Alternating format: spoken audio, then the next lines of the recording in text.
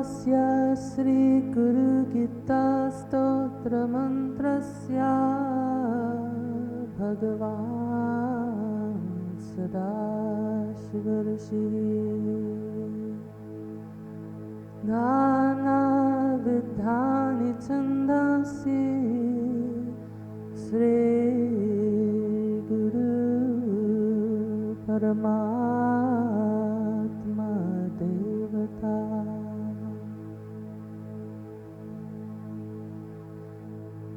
हम बीजं सशक्तिक्रं किलका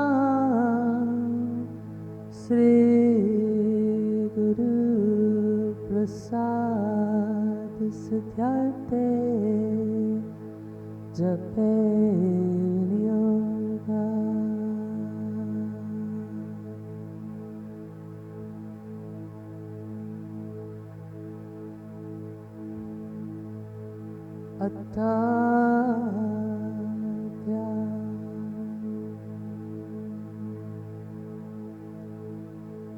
हंसाभ्यां परिवृत्तपत्रकमले दिव्ये जगत्कारणे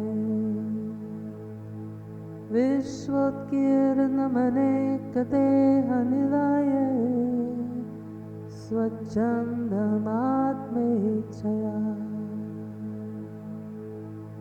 तद्योत्थं वदशाम्भवं तु चरणां दीपाङ्कुरग्राहिणम्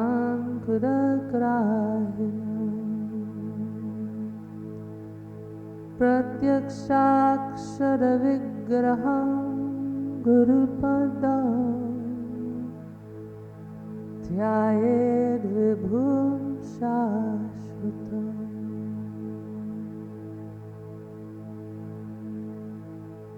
मम चतुर्विधा पुरुषार्थसिद्ध्यर्थे जपे नियोगः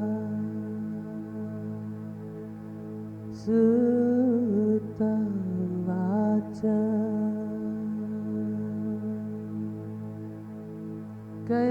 कैलासशिखरे रम्ये भक्तिसन्धाननायका प्रणम्य पार्वती भक्त्या शङ्करं पर्यपृच्छता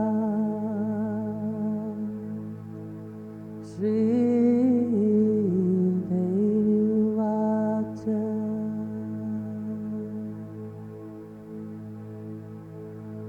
ॐ नमो देवदेवेश परात्परजगद्गुरो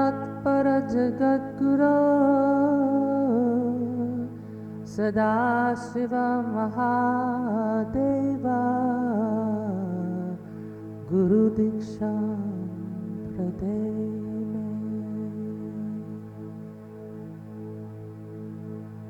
केन मार्गेण भो स्वामी देहि ब्रह्ममयो भवेत् त्वं कृपां कुरु मे स्वामी नमामि चरणं तव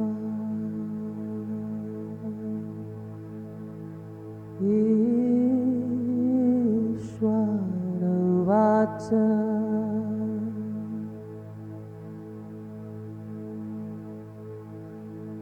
मम रूपासि देवी त्वं त्वत्प्रीत्यार्थं वदाम्यहं लोकोपकारकप्रश्नो न केनापि कृतः पुरा दुर्लभं त्रिषु लोकेषु तच्छृणुष्व वदाम्यहं गुरुं विना ब्रह्म नान्यत् सत्यं सत्यं वराम्ये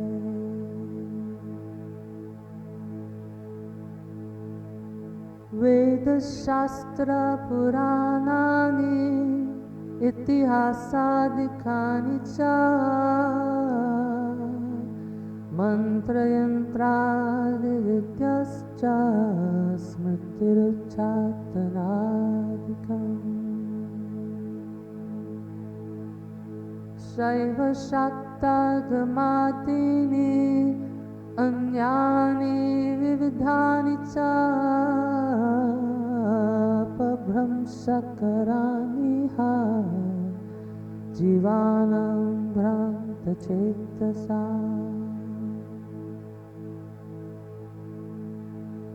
यज्ञव्रतं तपोदानं जपस्तीर्थं तथैव च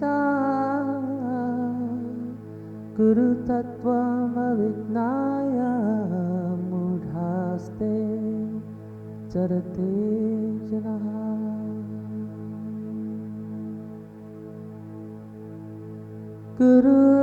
गुरुर्बुद्ध्यात्मनो नान्यत् सत्यं सत्यं न संशयात्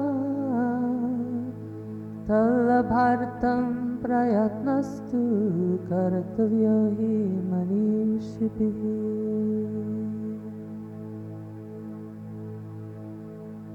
गूढविद्या जगन्माया देहे च ज्ञानसम्भवा उदयो यत् प्रकाशेन गुरुशब्देन कथ्यते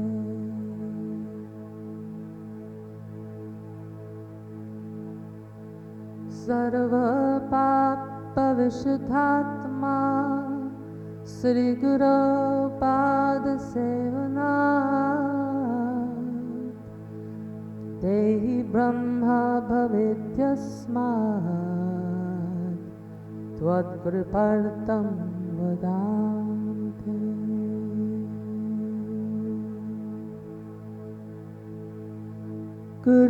गुरुपादाम्बुजं स्मृत्वा जलं शिरसि धारयेत् सर्वतीर्थावगाहस्य सम्प्राप्नोति फलं नरः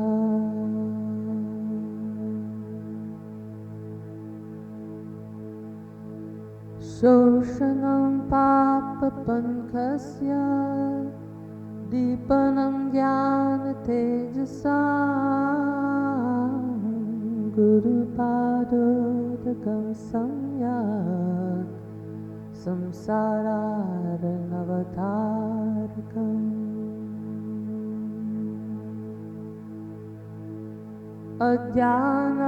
अज्ञानमूलहरणं जन्मकर्मनिवारणं ज्ञानवैराग्यसिद्ध्यार्थं गुरुपादोदकं पिबेत्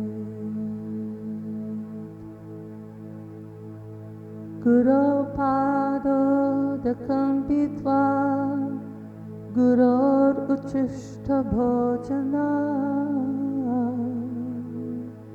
गुरुमूर्ते सदा ध्यानं गुरुमन्त्रं सदा जपेत्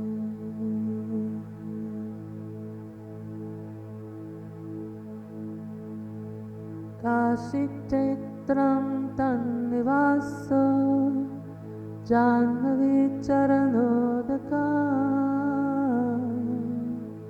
गुरुर्विश्वेश्वरा साक्षात् तारकं ब्रह्मनिष्ठितम्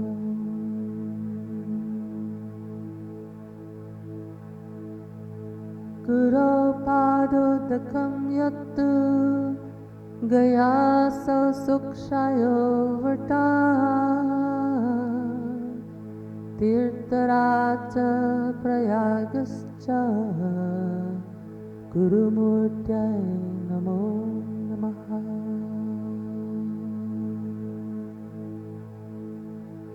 गुरुमूर्तिं स्मरे नित्यं गुरुनाम सदा जपेत् गुरोराध्यं प्रकुर्विता गुरोरन्यं न भावये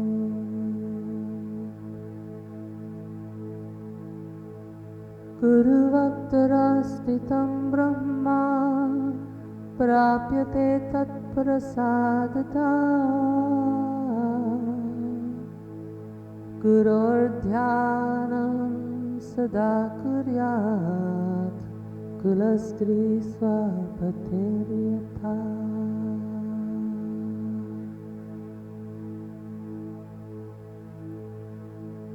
स्वाश्रमं च स्वजातिं च स्वकीर्तिपुष्टिवर्धना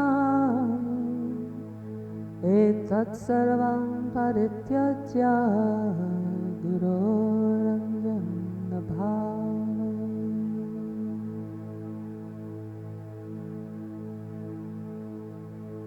अनन्याश्चिन्तयन्तो मां सुलभं परमं पदम् तस्मात् सर्वप्रयत्नेन गुरोराराधनं कुरु।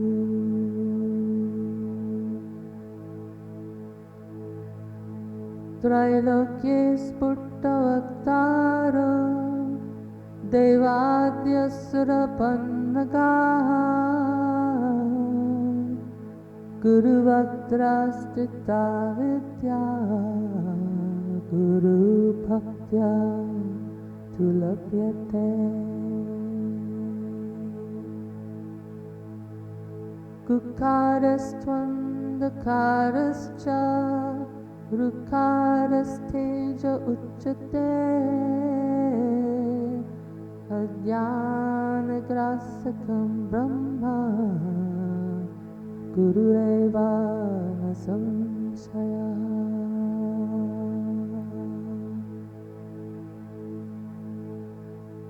कुकार प्रथमो वर्णो मायातिगुणभासका ऋकारो द्वितीयो ब्रह्मा माया भ्रान्तिविनाशना।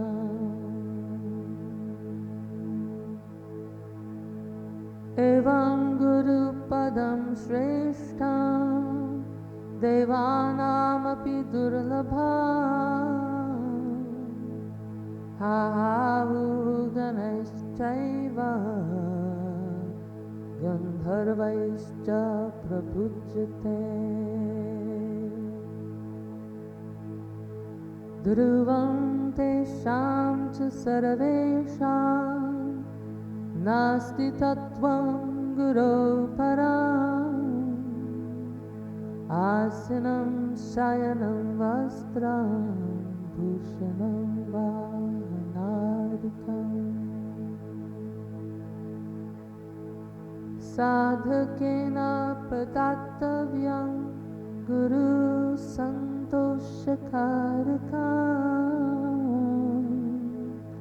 गुरोराराधनं कार्यं स्वजीवित्वं निवेदये।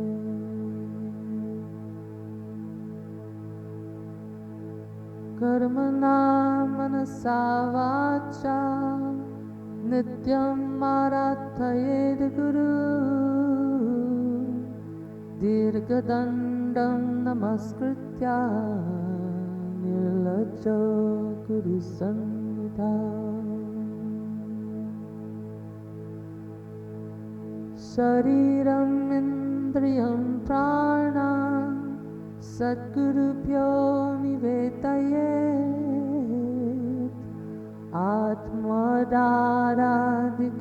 सर्वं सद्गुरुभ्यो निवेदयेत्।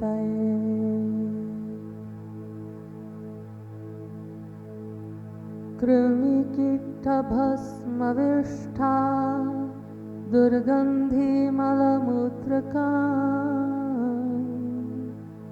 श्लेष्मरक्तं त्वचा मांसं वंशेन वरानने।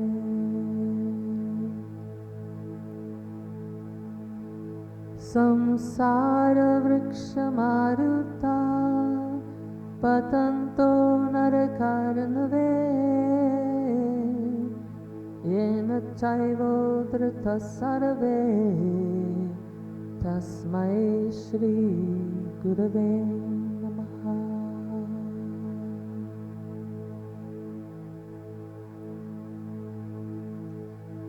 गुरुर्ब्रह्मा गुरुर्विष्णु गुरुर्देवो महेश्वरा गुरुरेव परब्रह्मा तस्मै श्री गुरवे नमः।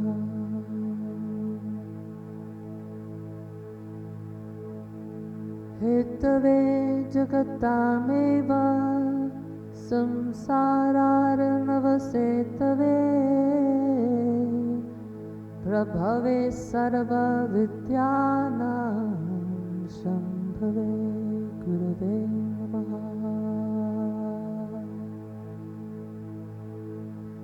अज्ञानतिमिरान्धस्य ज्ञानाञ्जनशलाकया चक्षुरुन्मीलितं येन तस्मै श्रीगुरवे नमः।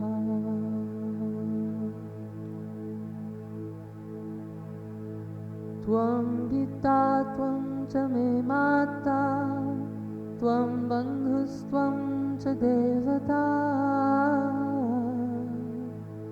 संसारप्रतिबोधार्थं तस्मै श्रीगुरवे नमः।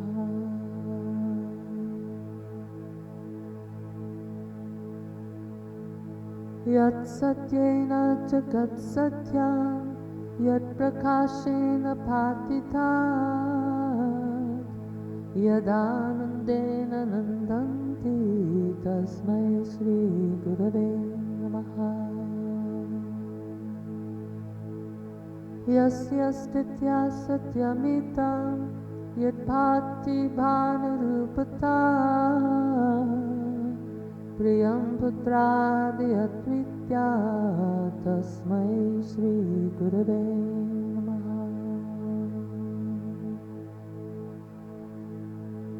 येन चेत्तायते इदं चित्तं चेत्तयते नया जाग्रत्स्वप्नसुषुप्त्यादि तस्मै श्रीगुरवे नमः। यस्य ज्ञानातीतं विश्वं न दृश्यं न भेदता सत्येकरूपरूपाय तस्मै श्रीगुरवे नमः।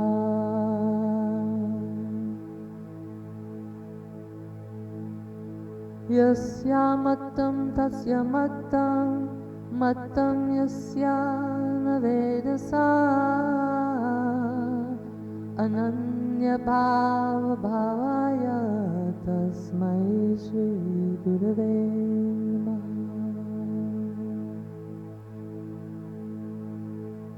यस्य कारणरूपस्य कार्यरूपेण भाति कार्यकारणरूपाय तस्मै श्रीगुरवे नमः।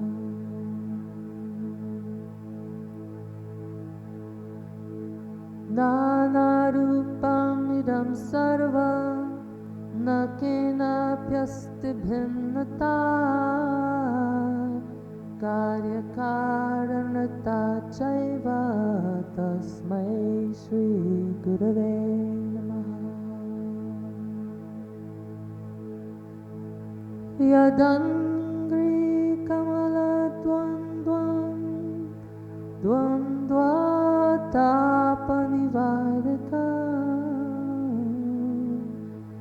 तारकं सर्वदा पदाभ्यो श्रीगुरु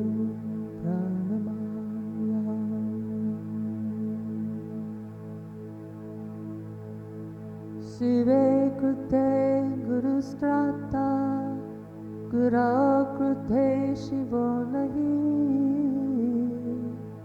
तस्मात् सर्वप्रयत्नेन श्रीगुरुं शरणं व्रजे। वन्दे गुरुपदद्वन्द्वं वाङ्मनश्चित्तगोचरम् श्वेतरक्तप्रभाभिन्नं शिवशक्त्यात्मकं परम्। कुकारं च गुणातीतं ऋकारं रूपवर्जितं गुणातीतस्वरूपं च यो दद्यात् स गुरुस्मृतः। अत्रिनेत्रः सर्वसाक्षी अचतुर्बाहुरच्युतः अचतुर्वदनो ब्रह्मा श्रीगुरु कथितप्रिये।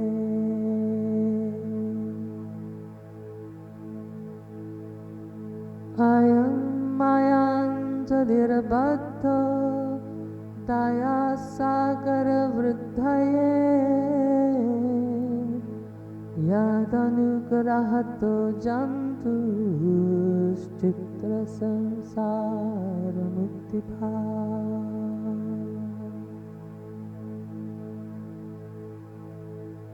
श्रीगुरो परमं रूपं विवेकचक्षुषोऽमृतं मन्दभाग्यान् पश्यन्ति अन्धा सूर्योदयं यथा।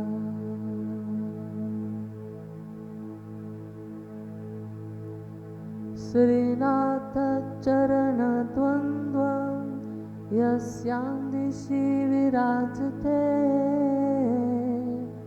तस्यै दिशे नमस्कुर्यात् भक्त्या प्रतिदिनं प्रिये।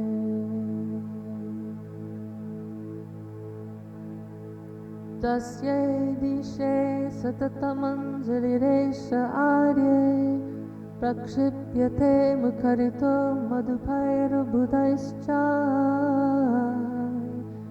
जागर्ति यत्र भगवान् गुरुचक्रवर्ती विश्वोदय प्रलयनाटक नित्यसाक्षी। श्रीनाथारि गुरुत्रयं गणपतिं पीठत्रयं भैरवं सिद्धौघं बटुकत्रयं पदयुगं द्युतिक्रमं मण्डलम्। वीरान्व्यश्च चतुष्टषष्टिनवकं वीरावलिपञ्चकम् श्रीमन्मालिनी मन्त्रराजसहितं वन्दे गुरोर्मण्डलम्।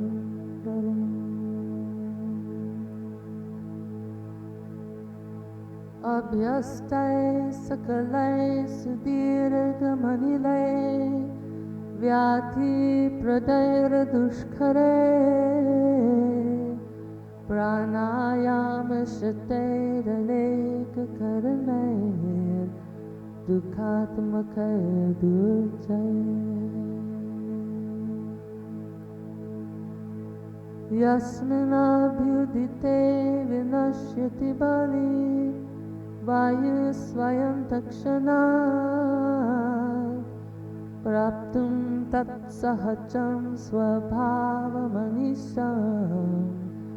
सेवध्वम् एकं गुरुम्।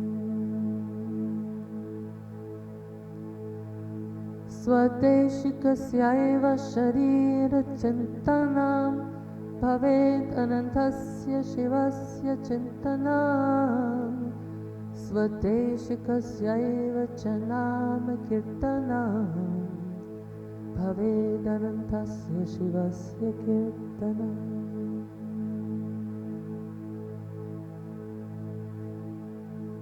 यत्पादरेण कणिका कापि संसारवारिधे सेतुबन्धाय तेनातं देशिकं तम् उपास्महे।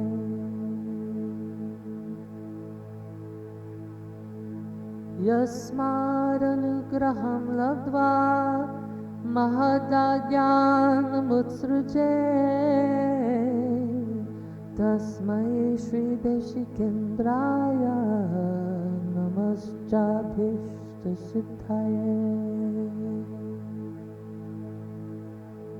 पारब्जं सर्वसंसार दावानलविनाशकम्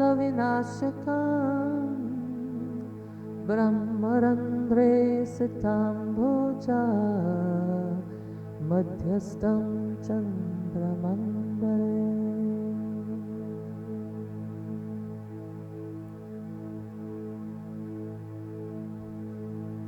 अकतारि त्रिरेखाब्जे सहस्रदलमण्डले हंसपार्श्वत्रिकोणे च स्मरेत्तन्मध्यगं गुरुम्।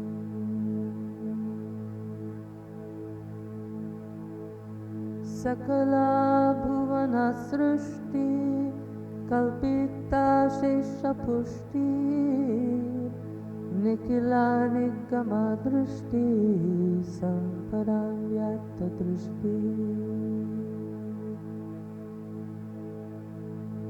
अवगुणा परिमार्ष्टिस् तत्परार्थैकदृष्टि पवगुणा परमेष्टिर्मोक्षमार्गैकदृष्टिः।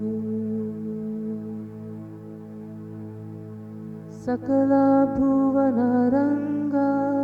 स्थापनास्तम्भयष्टि सकरुणारसावृष्टिस्तत्त्वमाला समष्टिः। सकलसमयसृष्टि सच्चिदानन्ददृष्टि निवसतु मयि नित्यां श्रीगुरोर्दिव्यदृष्टिः।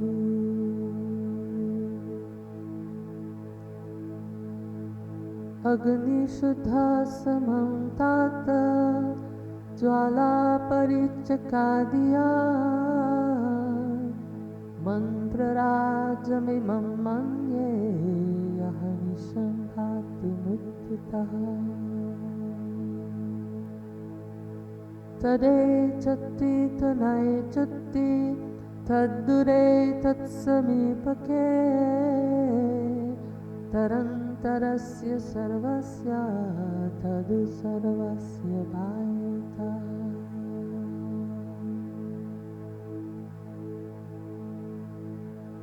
अजोऽहम् अजरोऽहं च अनादिनित्यनस्वयम् अविकारश्चिदानन्द अनियान् महतो महान्। अपूर्वानम्बरं नित्यं स्वयं ज्योतिर्निरामया विरजं परमाकाशं ध्रुवम् आनन्दमव्ययम्।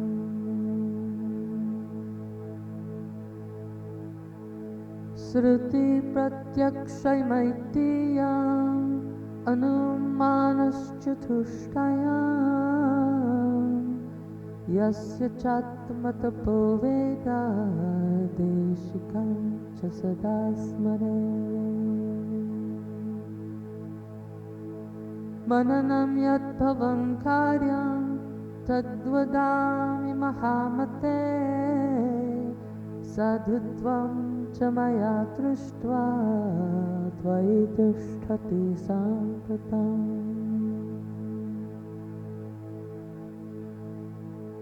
अखण्डमण्डलाकारं व्याप्तं येन चराचरं तत्परं दर्शितं येन तस्मै श्रीगुरवे नमः। सर्वश्रुति शिरोरत्ना विराजितपदाम्बुजा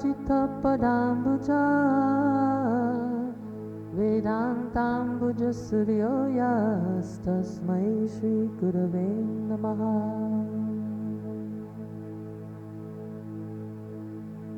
यस्य स्मरणमात्रेण ज्ञानमुत्पद्यते स्वयं य एव सर्वसम्प्राप्तिस्तस्मै श्रीगुरवे नमः।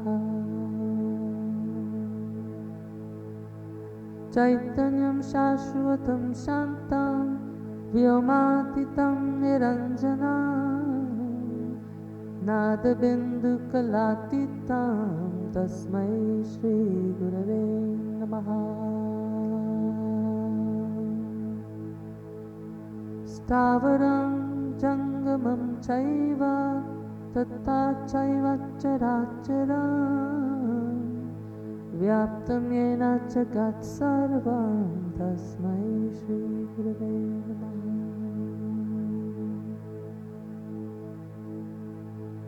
ज्ञानशक्तिसमारुद्धस्तत्त्वमाला विभूषिता भुक्तिमुक्तिप्रदातायस्तस्मै श्रीगुरवे नमः।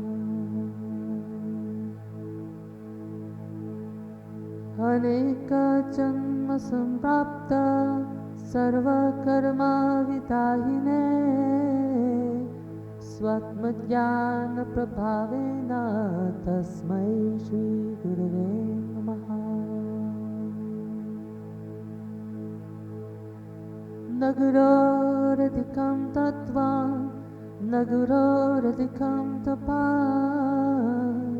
तत्त्वं ज्ञानात् परं नास्ति तस्मै श्रीगुरवे नमः।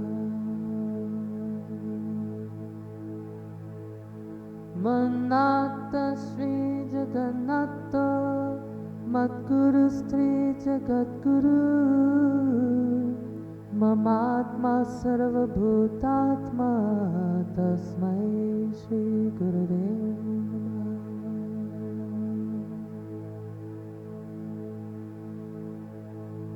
ध्यानमूलं गुरोर्मूर्ति पूजामूलं गुरोपदम् मन्त्रमूलं गुरोर्वाक्यं मोक्षमूलं गुरोर्कृपा। गुरुरादिर्नादिश्च गुरुपरमदैवता गुरो परतरं नास्ति तस्मै श्रीगुरवे नमः।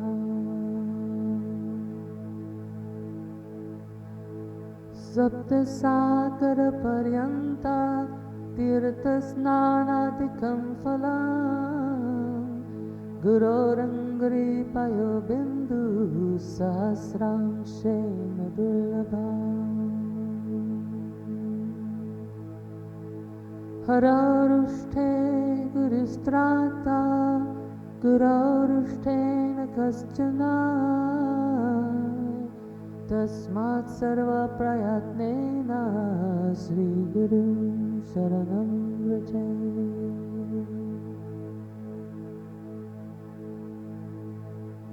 गुरुरेव जगत् सर्वं ब्रह्मा विष्णु शिवात्मकम् गुरो परतरं नास्ति तस्मात् सम्पूजयेत् गुरुम्। ज्ञानं विज्ञानसहितं लभ्यते गुरुभक्तिता गुरो परतरं नास्ति ध्येयो स गुरुमार्गिभिः।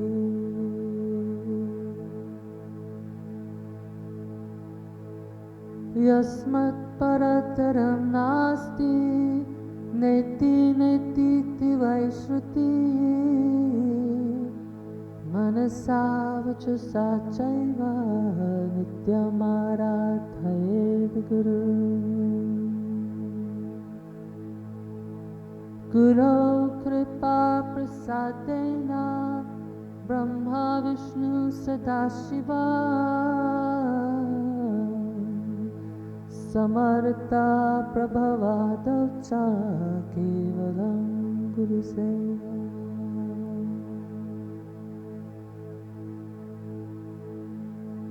देवकिन्नरगन्धर्वः पितरो यक्षचारणा मुनयोऽपि न जानन्ति गुरुशुश्रूषणे विधिम्। महाहंकारगर्वेण तपोविद्याबलान्विता संसारकुहरावर्ते गतयन्त्रे यथा गतः।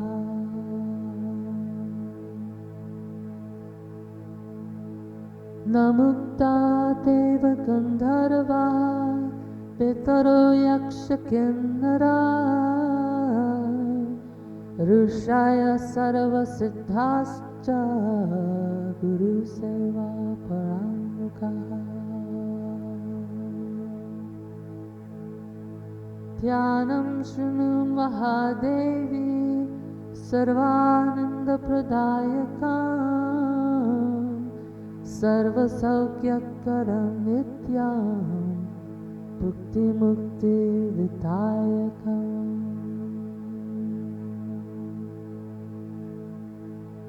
श्रीमत्परब्रह्म गुरुं स्मरामि श्रीमत्परब्रह्म गुरुं वदामि श्रीमत्परब्रह्म गुरुं नमामि श्रीमत्परब्रह्म गुरुं भजामि। ब्रह्मानन्दं परमसुखदं केवलं ज्ञानमूर्ति द्वन्द्वातीतं गगनसदृशं तत्त्वमस्यादिलक्ष्यम्।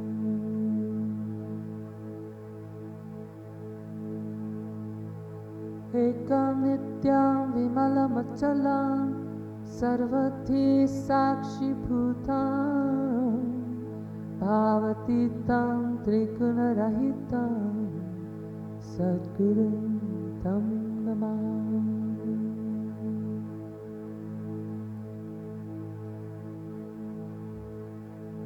नित्यं शुद्धं निराभासं निराकारं निरञ्जनं नित्यबोधं चिदानन्दं गुरुं ब्रह्मा नमाम्यहम्। हृदम्बुजे कर्णिकमध्यसंस्थे सिंहासने संस्थितदिव्यमूर्ति ध्यायेद् गुरुं चन्द्रकलाप्रकाशं चित्पुस्तकाभीष्टवरं ददातु।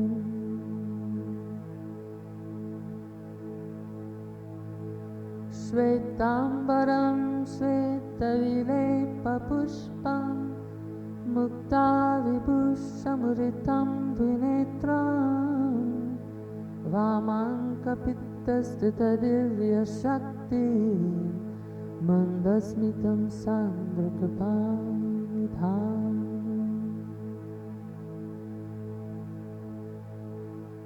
आनन्दमानन्दकरं प्रसन्नां ज्ञानस्वरूपनिजबोधयुक्तां योगीन्द्रमिद्यां भवरोगवैद्यां श्रीमद्गुरुनित्यमहं Namami.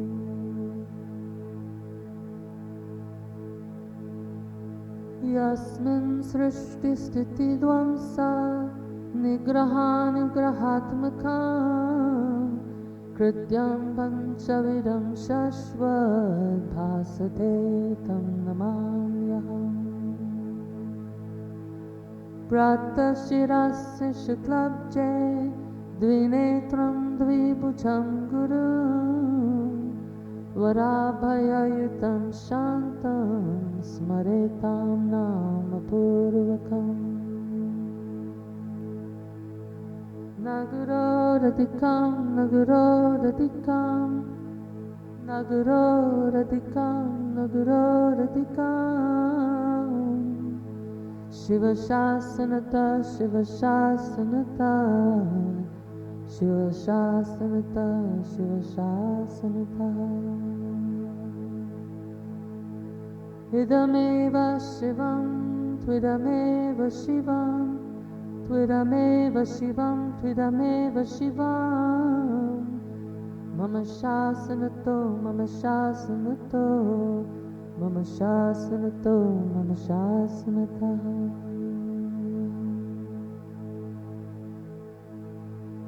Evam Vidham Gurum Dhyatva Jnanam Utpadyate Swayam Tat Sadguru Prasadena Mukto Hamiti Bhavaya. Guru Darshita Margena Manashuddhim Thakarayet Anityam Khandayet Sarvam Yakinchidatamagocharam Yeyam Sarvaswarupam Cha Jnanam Cha Mana Uchate Jnanam Yayasamam Kuryan Nanyat Panta Dvitiyakaha.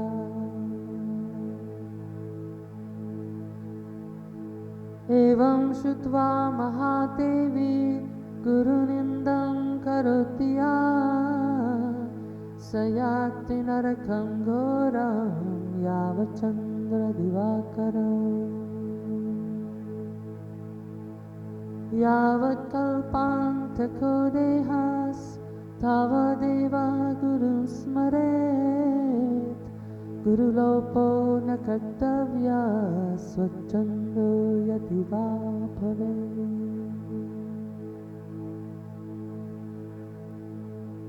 Hunkarena Navaktavyam Pragnai Shishaikatanchana Gurorakrena Vaktavyam Asatyam Cha Kadachana.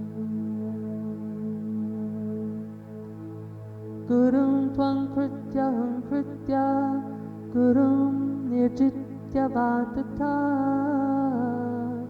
Aranye Nirjale Deshe Sabhaveda Brahma Rakshasaha.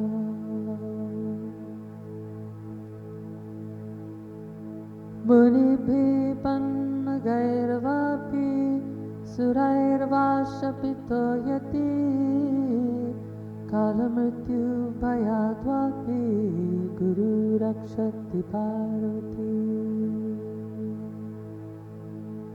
Ashakta hi Suradyascha Ashakta Munayastata Guru Shapena Te Shikram Kshayam Yanti Na Samshayaha.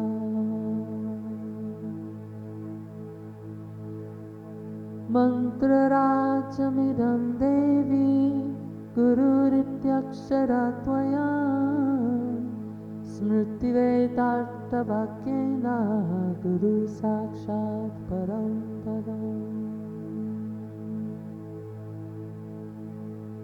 Shruti Smriti Avidnaya Kevalam Guru Sevaka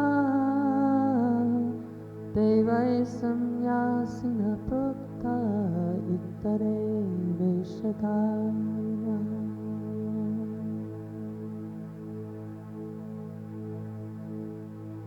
Nityam Brahma Nirakaram Nirgunam Bodhayet Param Sarvam Brahma Nirabhasam Dipo Dipantaram Yatha. Guru Kripa Prasadena Atmaramam Nirikshayet Anena Guru Margena Svatmadhyanam Pravartate. Abrahmastamba Paryantam Paramatma Swarupakam स्थावरं जङ्गमं चैव प्रणमामि जगन्नाथम्।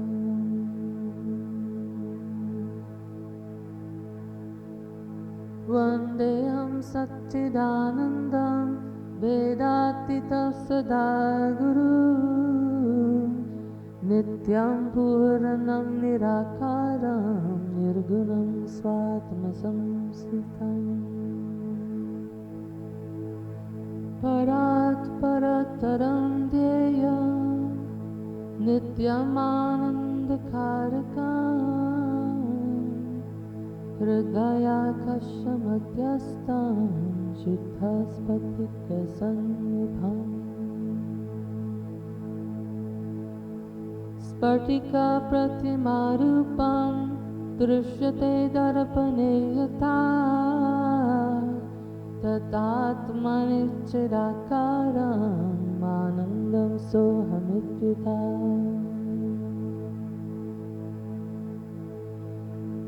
अङ्गुष्ठमात्रपुरुषां ध्यायातश्चिन्मयं हृदि तत्र स्फुरति भावो या शृणुतं कथयाम्यहम्।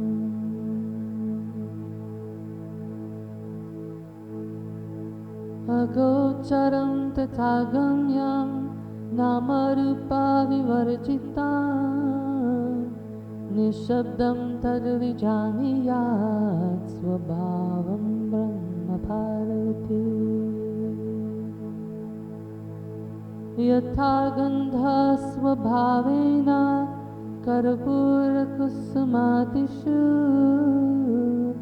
शीतोष्णादिस्वभावेन तथा ब्रह्म च शाश्वतम्।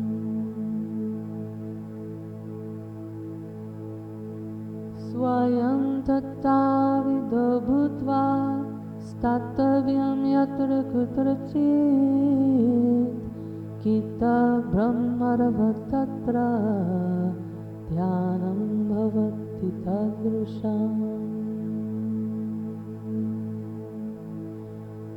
गुरुध्यानं तथा कृत्वा स्वयं ब्रह्ममयो भवेत् पिण्डे पदे तथा रूपे मुक्तो सा नत्र संशयः।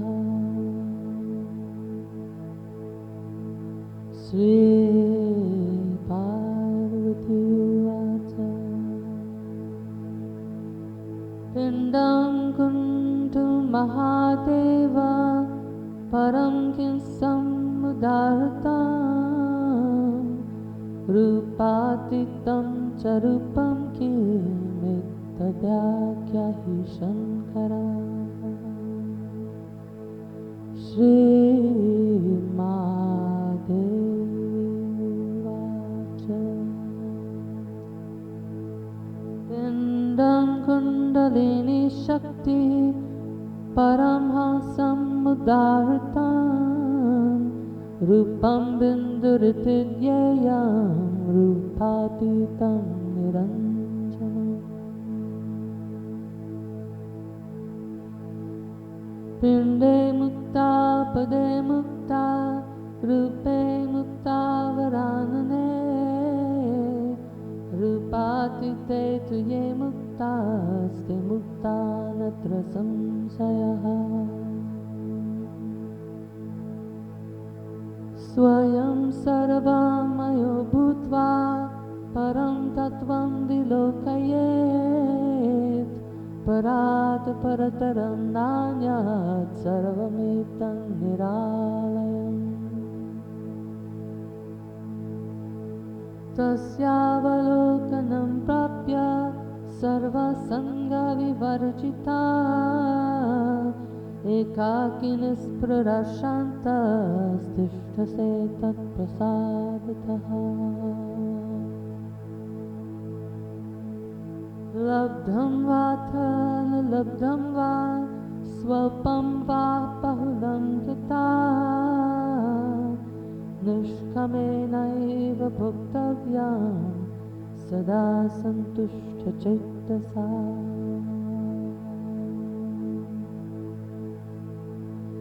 सर्वज्ञ परमित्याहुर्देहि सर्वमयो बुधा सदानंद सदा शांतो रमते यत्र कुत्रचित् यत्रैव तिष्ठते सोऽपि सदेश पुण्यभाजना मुक्तस्य लक्षणं देवी तवाग्रे कथितं मया।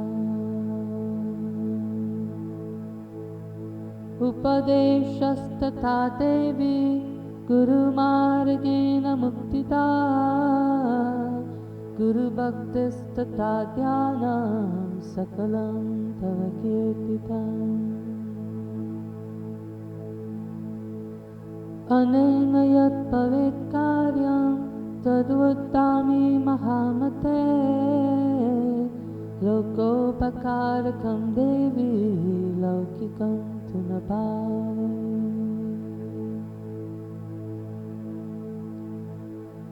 लौकिकात् कर्मणो यान्ति ज्ञानहीना भवर्णवान्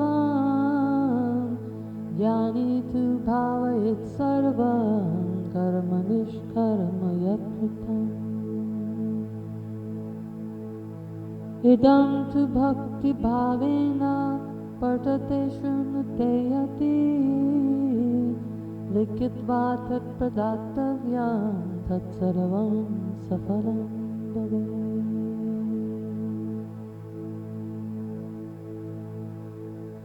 गुरुगीतात्मकं देवी शुद्धतत्त्वं मयोदितं भवव्याधिविनाशार्थं स्वयमेव जपेत् सदा।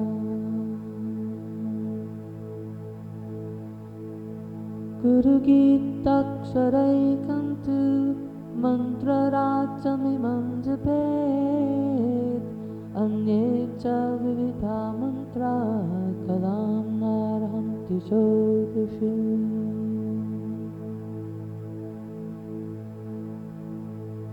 अनन्तफलमाप्नोति गुरुगीता जपेन तु सर्वपापप्रशमनं सर्वदारिद्र्यनाशनम्। कालमृत्युभयहरं सर्वसङ्कटनाशनं यक्षरक्षसभूतानां चोरव्याघ्रभयापहम्। महाव्याधिहरं सर्वं विभूतिसिद्धिदं भवेत् अथवा मोहनं वश्यं स्वयमेव जपेत् सदा। वस्त्रासने च दारिद्र्यं पाषाणे रोगसम्भवा मेदिन्यां दुःखमाप्नोति कष्टे भवति निष्फला।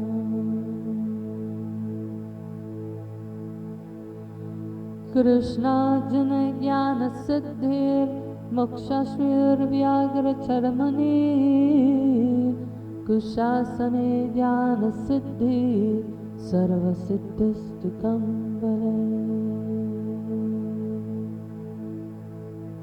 कुशैर्वा दुर्वया देवी आसने शुभ्रकम्बले उपविश्य ततो देवी जपेदेकाग्रमानसः।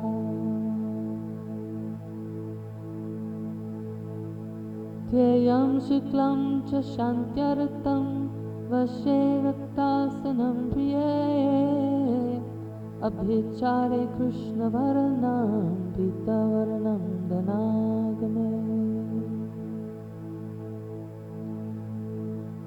उत्तरे शान्तिकमस्तु वशे पूर्वामुखो जपेत् दक्षिणे मारणं प्रोक्तं पश्चिमे च धनागमः। मोहनं सर्वभूतानां बन्धमोक्षकरं भवेत् देवराजप्रियकरं सर्वलोकवशं भवे। सर्वेषां स्तम्भनकरं गुणानं च विवर्धनं दुष्कर्मनाशनं चैव सुकर्मसिद्धिदं भवे। असिद्धं साधयेत् कार्यं नवग्रहाभयापहां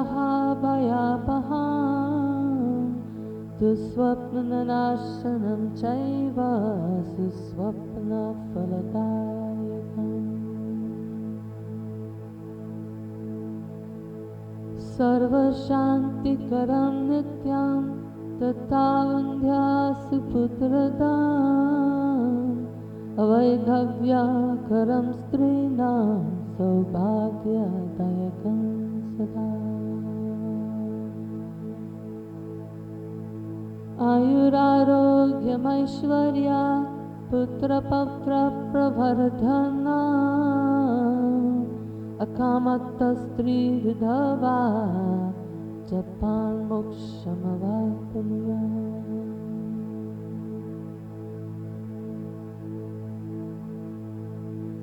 अवैधव्यं सखामतु लभते चान्यजन्मनि सर्वदुःखभयं विघ्नं नाशये च पहारकम्।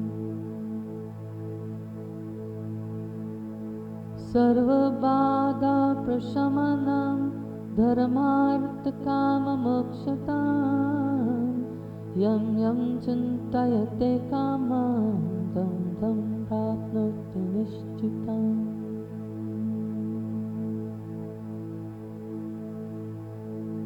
कामितस्य कामधेनु कल्पनाकल्पपादपा चिन्तामणिश्चिन्तितस्य सर्वमङ्गलकारकम्।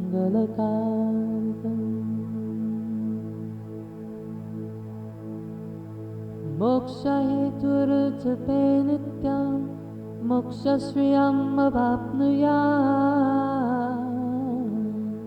भोगकामो जपेद्यो वै तस्य कामफलप्रदम्।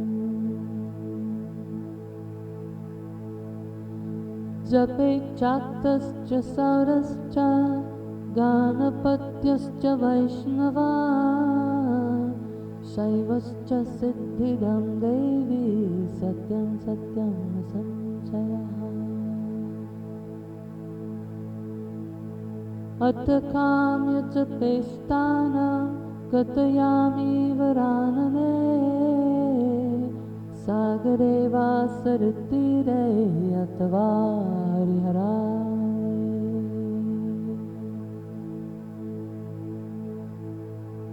शक्तिदेवालये गोष्ठे सर्वदेवालये शुभे वटे च धातृमूले वा मठे वृन्दवने तथा। पवित्रे निर्मले स्थाने नित्यानुष्ठानतोऽपि वा निर्वेदनेन मौनेन जपमेतं समाचरेते। श्मशाने भयभूमौ वटामूलान्तिके तथा सिद्ध्यन्ति धौतरे मूले चित्तवृक्षस्य सन्निधा। गुरुपुत्रो वरं मूर्खस्तस्य सिद्ध्यन्ति नान्यथा शुभकर्माणि सर्वाणि दीक्षाव्रततपांसि च। संसारमलनाशायितं भवपाशनिवृत्तये गुरुगीताम्बसि स्नानं तत्त्वज्ञा कुरुते सदा। एव च गुरु साक्षात् सदा सद्ब्रह्म विद्यमान् तस्य स्थानानि सर्वाणि पवित्राणि न संशयः। सर्वशुद्ध पवित्रो सा स्वभावद्यत्र तिष्ठति तत्र देवगणा सर्वे चित्रेऽपि ते वसन्ति।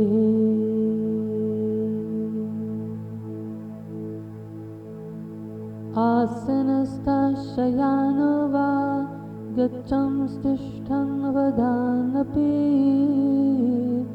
अश्वारूढो गजारूढा सुप्तो वा जागृतोऽपि वा।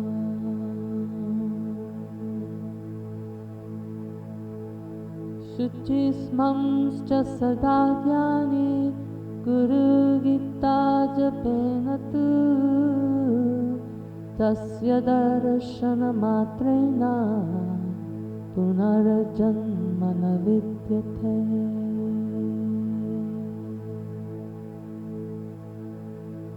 समुद्रे च यथा तोयं क्षीरे क्षीरं घृते घृतं भिन्ने कुम्भे यथाकाशस्तथात्मा परमात्मा। तथैव ज्ञानी जीवात्मा परमात्मनि लीयते ऐक्येन रमते ज्ञानी यत्र तत्र दिवानिशम्।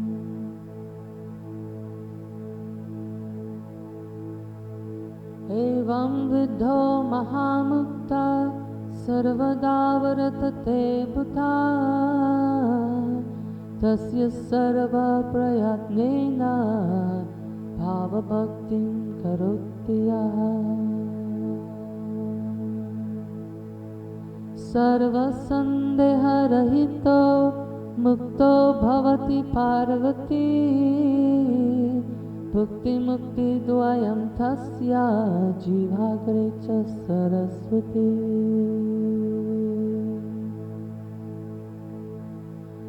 अनेन प्राणिनः सर्वे गुरुगीता जपेन तु सर्वसिद्धिं प्राप्नुवन्ति भुक्तिमुक्तिं न संशयः। सत्यं सत्यं पुनः सत्यं धर्म्यां सांख्यमयोदितां गुरुगीता समं नास्ति सत्यं सत्यं वदामि।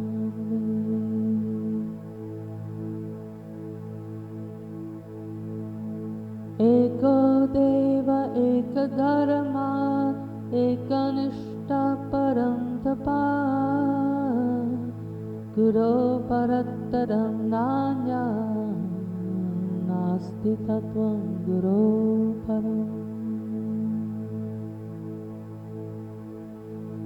माता धन्या पिता धन्यो धन्यो वंशकुलं तथा धन्या च वसुधा देवी गुरुभक्ति सुदुर्लभा। शरीरमिन्द्रियं प्राणश्चर्दस्वज्जन बान्धवा माता पिता कुलं देवी गुरुदेवा न संशयः। आकल्पजन्मना कोट्या जपवृत्ता तपक्रिया तत्सर्वं सफलं देवी गुरुसन्तोषमात्रतः।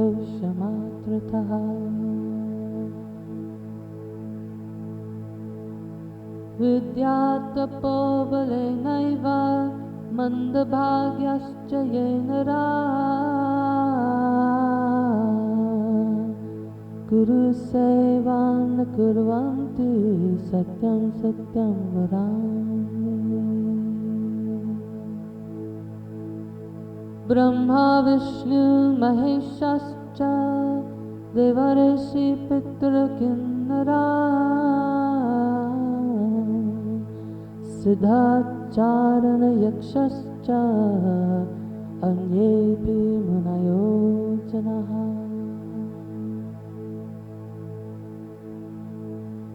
गुरुभाव परं तीर्थम् अन्यतीर्थं निरर्थकम् सर्वतीर्थाश्रयं देवी पादान्विष्टं च वर्तते।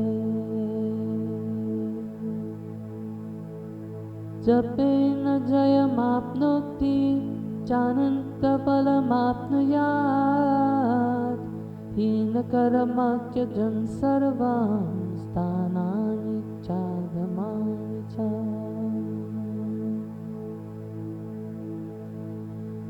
जपं हीनासनं कुर्वन् हीनकर्मा फलप्रदाम् गुरुगीतं प्रयाणे वा संग्रामे रिपुसङ्कटे।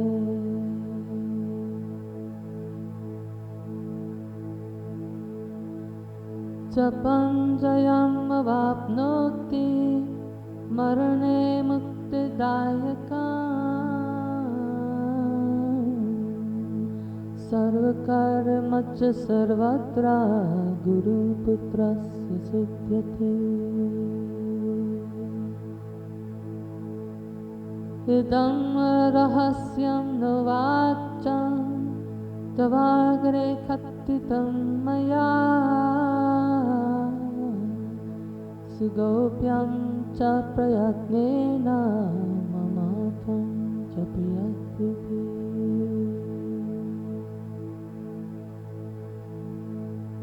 स्वामी मुख्या गणेशादि विष्णुवादिनं च पार्वती मनसापि न वक्तव्यं सत्यं सत्यं वदाम्यहम्। अतीव पक्वचित्ताय श्रद्धा भक्तियुताय च प्रवक्तव्यमिदं देवी ममापमासि सदा प्रिये। अभक्ते वञ्चके दुरते पाकन्दे नास्तिके नरे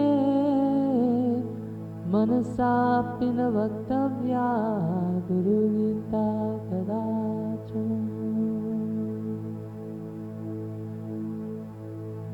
संसारसागरसमुद्धरणैकमन्त्रं ब्रह्मादिदेवमुनिपूज्यसिद्धमन्त्रं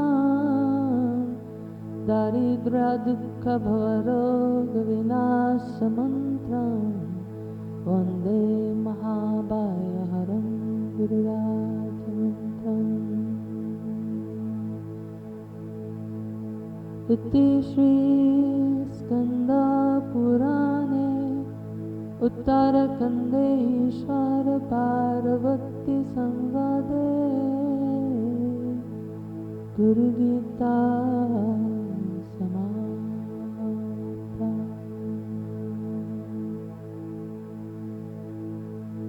श्री गुरुदेव